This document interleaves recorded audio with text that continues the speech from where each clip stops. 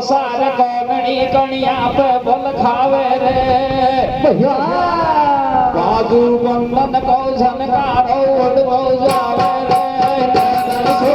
सार कोनड़ी कणिया पे बल खावे रे बाजू बंधन को झनकारो उड़ो जावे रे सो सार कोनड़ी कणिया पे बल खावे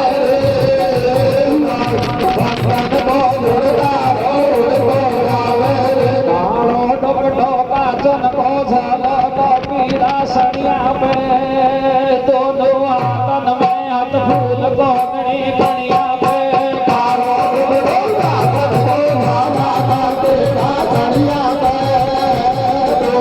हाथ फूल कोनड़ी कणिया पे कारो आंगन कणिया पे दोनों आंगन में हाथ फूल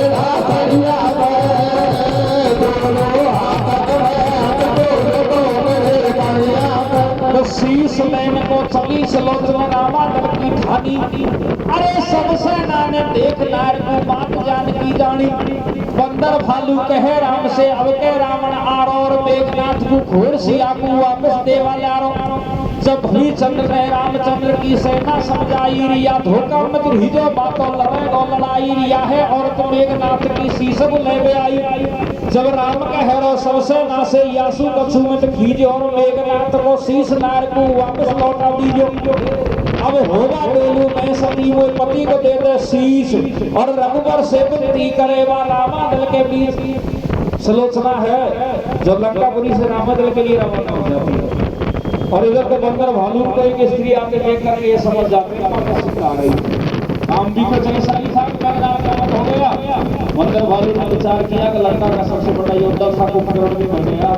मर गया शायद भगवान श्री राम से रावण है जो संधि करने के लिए आ रहे हैं सीता को लेकर इधर को सुनो विभीषण समझा देता है कि भैया ये माता सीता नहीं है ये मेघनाथ की फरवाड़ी सलोचना है पति का नारी भगवान कहता है कि इससे कुछ मत कहना उसी टाइम पर सलोचना पहुंच जाती है और कहती है कि हो बाटोल मैं सभी को पति को दे दे शीश रघुवर से विनती करे और रामादल किस तरीका से विनती करती है सपना मदद जा वो करे भैया राजा हम से रहानी भैया ओहो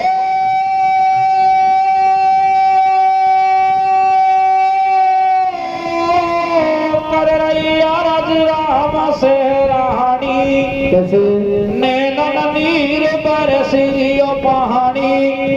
न्योई भरी गति हो बदल जागी के महारापति को दिह शीश से लोचन साथी हो जागे कर राम से लागे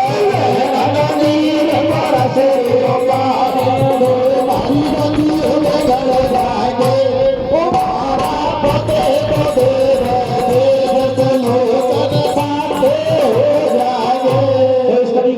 भगवान श्री राम इशारे में कहते हैं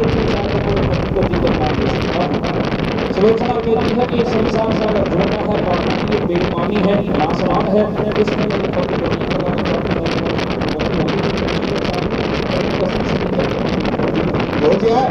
तो भगवान श्री राम को आज्ञा देते हैं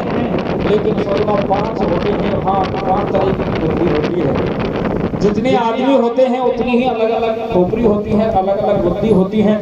एकदम से सेना में से कुछ आवाज आती है कि इसका पति तो निकुंबला देवी के मंदिर के यहाँ मारा था ये शीश लेने के लिए यहाँ क्यों आ गई सलोचना कहती है कि मेरे पति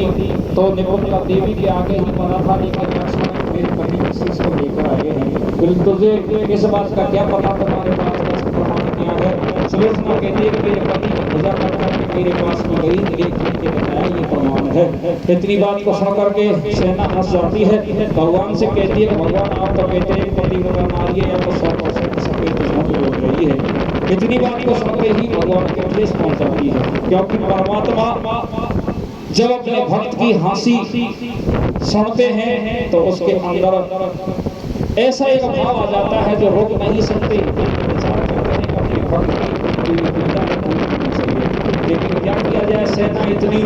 अगर एक मिनट का भी टाइम दिया जाए तो बाकी समय बीत जाए तो वो मनी मन विचार करते हैं, जब मनी मन विचार करते हैं तो हनुमान जी